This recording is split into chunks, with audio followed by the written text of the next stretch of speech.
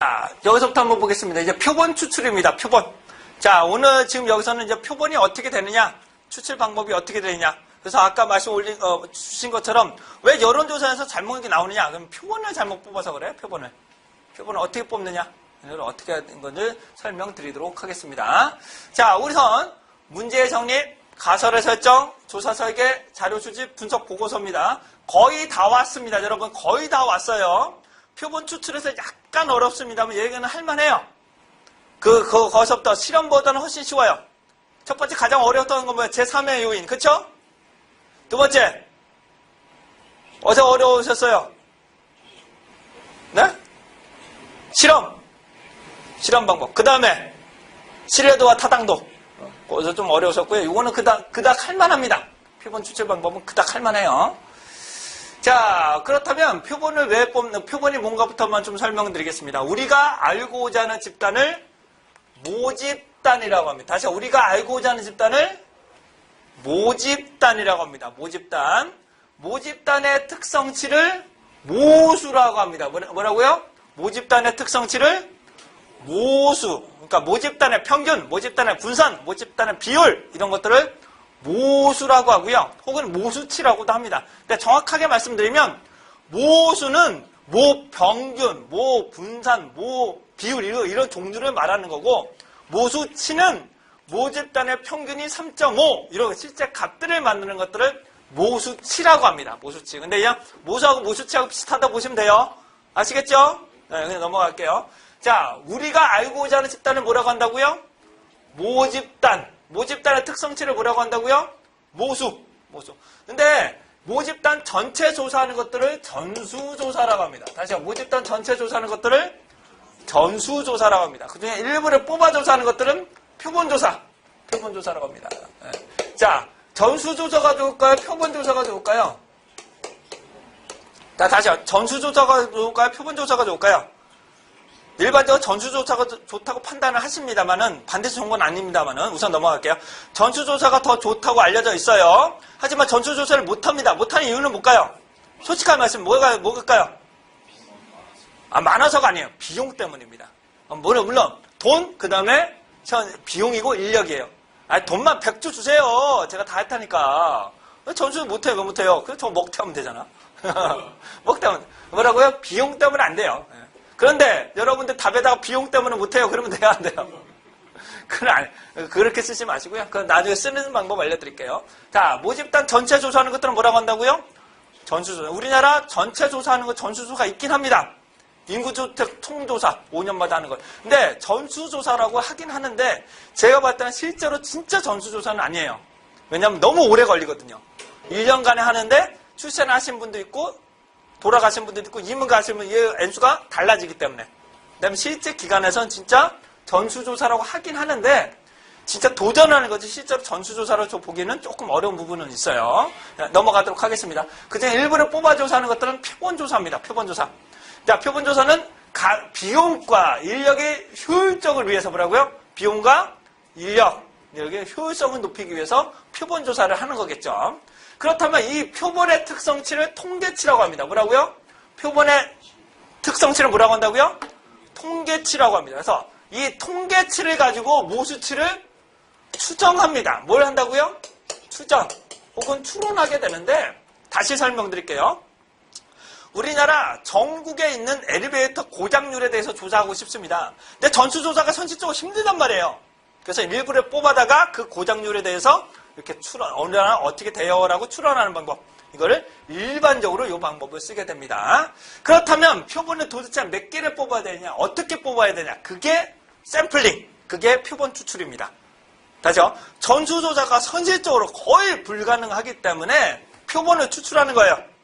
근데 어떻게 뽑을 거냐? 도대체 몇 개를 뽑을 거냐? 요거를 설명드린 게 표본 추출 설계가 됩니다. 그렇다면 이 표본이 모집단을 얼마만큼 대표할 수 있느냐 혹은 일반화가 가능할 거냐 이런 것들이 되는데 쉽게 말씀드리면 표본은 대표성 확보하려면 N수를 넓히면 돼. 뭐라고요? N수를 높이면 돼. 근데 N수를 무작정 높이는 게 아니라 모집단의 상황에 맞는 N수를 넓혀야 돼. 그게 가장 키워드예요. 그게 가장 키워드예요. 근데 제가 보기에는 가장 키워드는 잘 뽑아야 됩니다. 어떻게 뽑아야 된다고요? 잘 뽑아야 돼요. 상황에 맞춰서. 잘 뽑아야 됩니다. 제가 인생은 여러분보다 그렇게 오래 살지 않았지만 가장 싫은 게 두 가지가 있다고 말씀드렸습니다. 뭐가 있다고? 첫 번째, 영어. 두 번째, 와이프. 왜냐고요? 그때그때 잘하라고 하기 때문에. 상황에 따라 다릅니다. 아시겠죠? 저는 진담이에요. 진담. 자, 이런 사람은 표본을 뽑으면 돼요? 안 돼요? 안 됩니다. 안 돼요. 이런 사람은 버리고 계산을 하셔야 돼요. 네. 그러니까 이렇게 우연을 최소화를 해야 됩니다. 네. 자, 그렇다면 우선은 표본 추출을 하게 되면 시간과 비용이 효율적이다. 절약보다는 효율성이라고 보시면 돼요. 비용과 시간이 인력, 비용, 시간, 인력, 효율성이 높다라고 보시면 되실 거고요. 때로는 전수조사에 비해서 보다 정확한 자료를 얻어낼 수 있다라고 되어 있는데 아까 말씀 올린 것처럼 전수조사가 표본, 그러니까 전수 대상 자체가 작다면 전수조사가 더 적합합니다만은 실제로 우리나라 전체 조사하는 것들을 보면 1년 조사하고 1년 과정 또 거쳐야 돼. 그래서 실제 그 과정 안에서 누출되거나 없어지는 경우가 많기 때문에 단기간에 단 시점에 조사하는 것들은 차라리 표본 조사가 그 결과치가 더 정확하게 나타날 수도 있습니다. 실제로 제가 군대에 있을 때 좀 말씀드린 군대 좀 그렇지만 군대 때 저 단기병도 있었어요. 방해하고 저하고 같이 있었는데 단기병 한 명이 있어요. 저 군숙 가는데 저도 한 명 있어. 한 명은 단기병 명수만 세는 사람이야. 걔는. 그 사람은 단기 하루 종일 그것만 세. 근데 하루에 보통 3시, 4시만 돼야 겨우겨우 맞춰요. 못 맞출 때도 있고. 진짜. 못 맞아요. 너 어디 갔어? 그러면 나 잠깐 나갔다 왜 들어왔어? 씨, 나가서 퇴근하자. 씨, 나를 휴가를 어디 갔어? 너 왜 갔다 왔다? 단기병 그러니까 현역도 문제인데 단기 왔다 갔다 한단 말이야. 얘 어디 갔어? 배 아파서 나갔다. 병원에 치러 가서 왜 갔어? 씨, 말하고 해야지. 그거 나간다면 왜 들어와 다시? 그거 갔다고 들어올 때가 달라. 그래서 김일성이가 못 들어온다는 말도 있었잖아요. 단기병이 몇 명인지 모른다고. 그 정도로, 그러니까 차가 최고니까, 야, 힘들구나. 제가 봐서도 현역도 힘들고, 하루 종일 이러고 있어. 그래서 2시 전에 끝나면, 우와! 이러고 그냥 놀더라고. 근데, 제가 그렇게 많은 인원수도 아니었어. 방위병이 300명밖에 안 됐어요. 300명도 안 되겠다. 그런데 전국조사한다고요, 이게? 이게 안 돼요, 이게, 현실적으로. 이게 조사하다 보면 이렇게 누수가 발생할 수 있기 때문에, 정확해서 비표본 오차를 줄일 수 있다. 그 다음, 요건 나중에 좀 설명드릴 거고요. 파괴적이다. 무슨 말이냐? 다리에 안전검사를 하고 싶으면 전수조사를 왜 해요? 그냥 뽀개버리지. 그렇지 않아요? 자동차에 전수조사를 하면 왜 다 뽀개버리는 게 더 빠르죠. 폐기시키는 게 더 빠르지. 그렇지 않나요? 아니에요? 이 다리에 안전검사를 하고 싶으면 전수조사는 다 일일이 검사해야 된단 말이에요. 그래서 뽀개버리는 게 더 빠르지. 뭐 언제 전수화 조사를 하고 있어. 그럴 땐 표본 조사를 하는 거겠죠. 이렇게 표본 조사를 합니다. 자, 그렇다면 요거를 하시면 아마 여러분들이 머리가 터지시기 때문에 요거는 아마 이걸 해야 되나? 좀 애매한데 요거까지만 하시고 오늘은 좀 마무리 하도록 하죠. 자, 그러니까 표본 집단을 표집이라고도 합니다. 다시 뭐라고요? 표본 집단을 그냥 표집이라고 합니다. 표집이라고도 하는데 한번 말씀드리면 우리가 알고자 하는 전체 집단을 뭐라고 한다고요? 모집단. 다시 우리가 알고 싶어하는 전체 집단은 모집단이에요. 모집단은 한 개밖에 없어요. 다시 뭐라고요? 우리가 알고자 하는 집단은 모집단은 한 개밖에 없는 겁니다. 다 헷갈리시는 분들도 그렇다면 여자의 모집단과 남자의 모집단은 하면 어떻게 해요? 그러면 우리는 성별의 모집단이 돼버리는 거예요. 우리가 알고자 하는 집단은 전체예요. 전체 하나가 되는 거고요.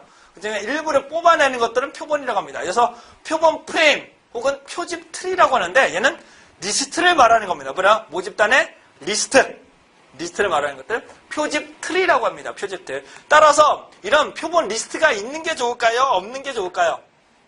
있어야 돼요. 우리가 알고자 하는 거라고 전수조사를 하려면 선생님 말씀 조사하려면 리스트가 있어야 돼요. 리스트가 없으면 비과학적으로 가야 돼. 근데 리스트 확보가 상당히 어렵다는 겁니다. 우리가 알고자 하는 전체 집단의 특성치를 모수, 표본 집단의 특성치를 뭐라고 한다고요? 통계치. 또 통계치를 가지고 모수치를 추정합니다. 다시 뭐라고요? 통계치를 가지고 모수치를 추정합니다.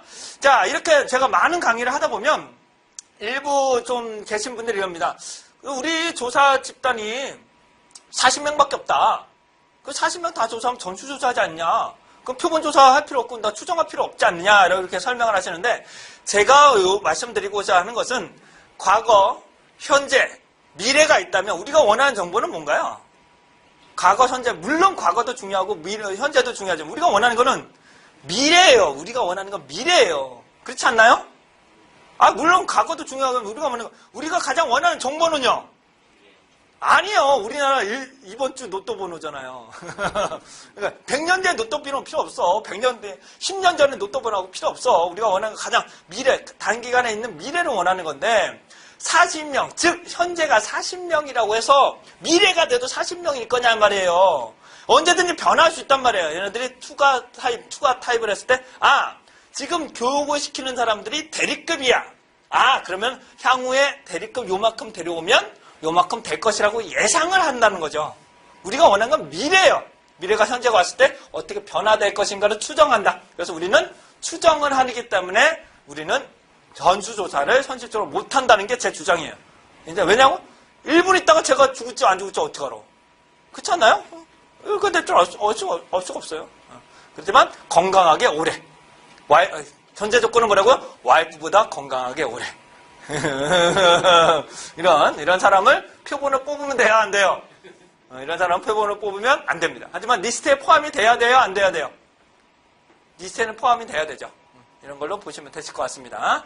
자, 다시요. 우리가 알고자 하는 집단을 모집단. 그 중에 일부를 뽑아서 조사하는 것들은 표본조사. 그래서 표본조사를 결과로 모집단을 추정하게 된다. 하지만 우리가 중요한 건 무작위도 중요하지만 리스트가 중요하다. 뭐라고요? 제가 가장 중요한 거는 리스트가 더 중요해요. 리스트. 무작위하고는 의미 없어요. 여기서 무작위 뽑아봤자 소용이 없다고요. 우리는 리스트가 확보돼야 돼.